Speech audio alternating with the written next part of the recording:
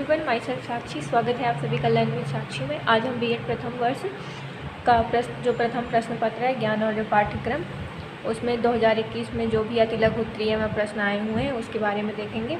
तो पहले प्रश्न देख लेते हैं सारे कौन कौन से हैं। जीवन में शिक्षा का स्थान, विद्या एवं अविद्या में अंतर स्पष्ट कीजिए। शिक्षा के दर्शन की अवधारणा, आदर्शवाद के कोई दो उद्देश्य, यथार्थवाद का अर्थ, समाजशास्त्र को परिभाषित कीजिए। पाठ्यक्रम के कोई दो सिद्धांत, संस्कृति को परिभाषित कीजिए।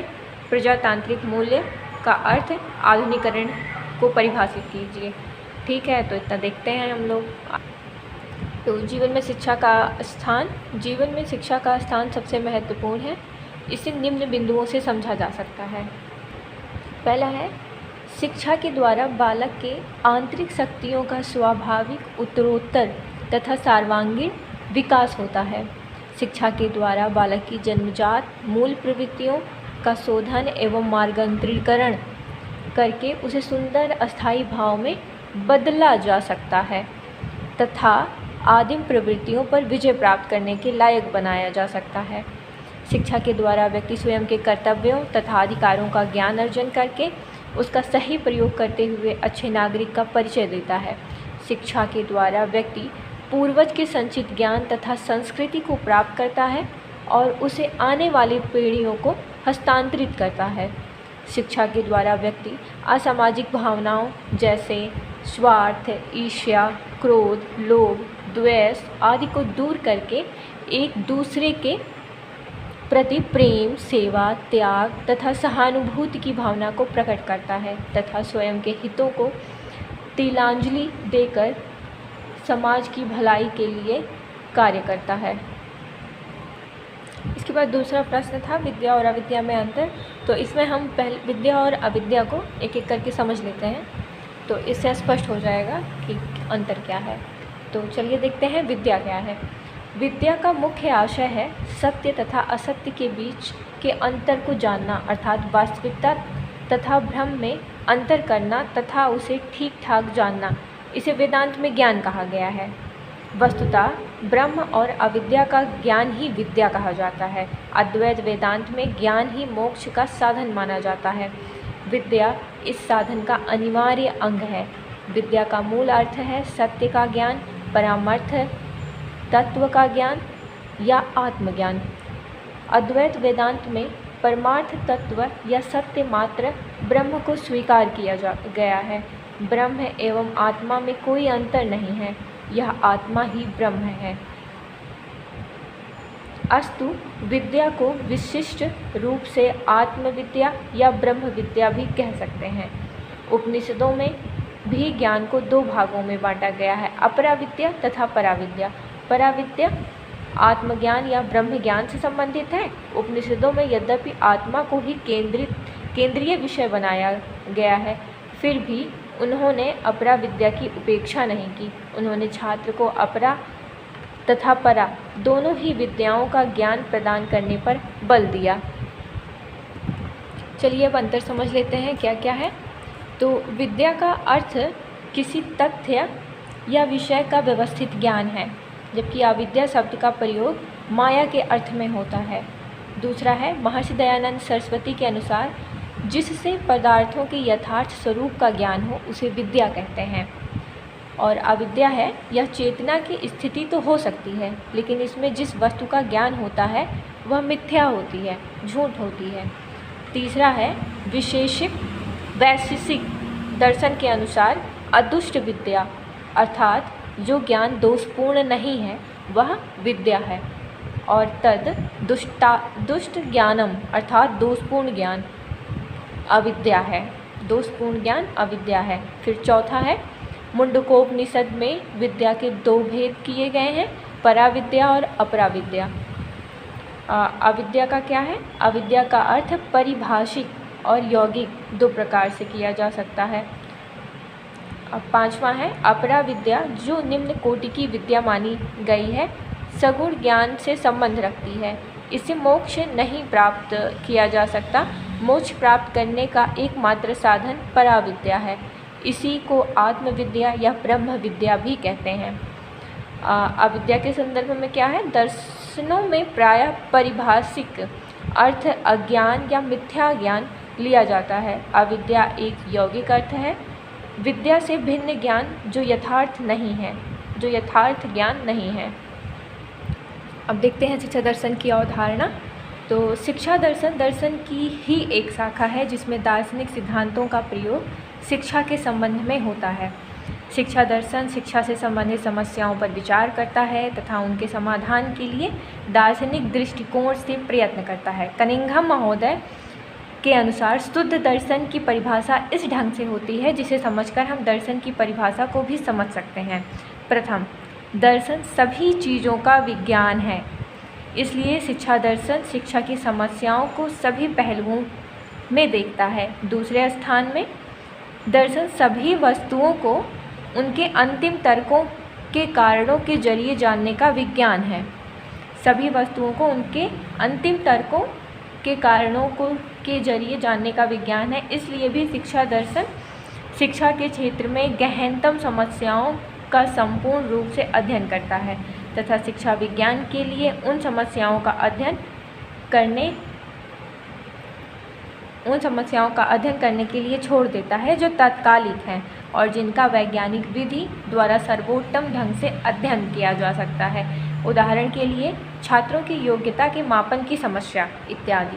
इसके अलावा शिक्षा दर्शन के विभिन्न दार्शनिक विचारधाराओं द्वारा निकाले गए सिद्धांतों के प्रयोग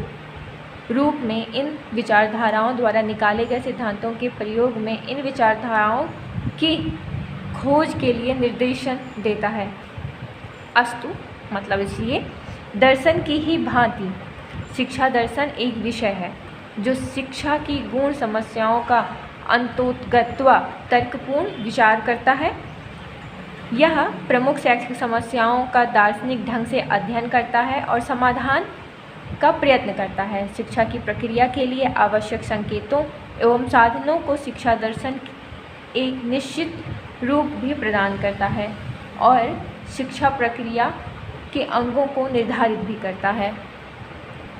आदर्शवादी शिक्षा के उद्देश्य में है। विभिन्न दार्शनिक विचारधाराओं ने शिक्षा को प्रभावित किया है। शिक्षा के द्वारा आध्यात्मिक जीवन की प्राप्ति आदर्शवादी शिक्षा का प्रमुख लक्ष्य है।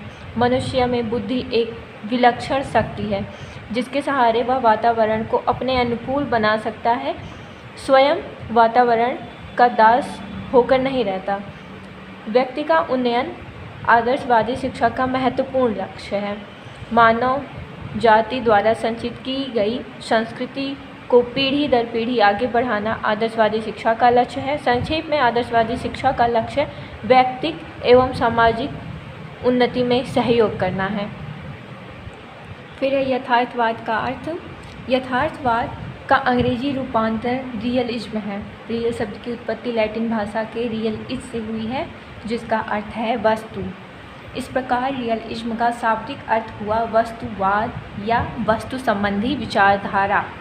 वस्तुतः यथार्थवाद वस्तु संबंधी विचारों के प्रति दृष्टिकोण है जिसके अनुसार संसार की वस्तुएं यथार्थ हैं। इस बात के अनुसार केवल इंद्रियजन्य ज्ञान ही सत्य है। दूसरे शब्दों में रियलिज्म शब्द जो कुछ हमारे सामने है और जो कुछ भी हमें दिखाई देता है वही सत्य है।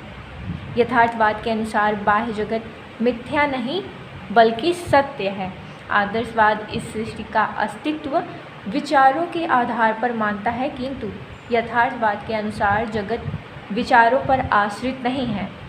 यथार्थवाद के अनुसार हमारा अनुभव स्वतंत्र न होकर बाह्य पदार्थों के प्रति प्रतिक्रिया का निर्धारण करता है। अनुभव बाह्य जगत से प्रभावित है और बाह्य जगत की वास्तविक सत्ता है। इस बात के अनुसार मनुष्य को वातावरण का ज्ञान होना चाहिए। उसे यह पता होना चाहिए कि वह वातावरण को परिवर्तित कर सकता है या नहीं और इसी ज्ञान के अनुसार उसे कार्य करना चाहिए।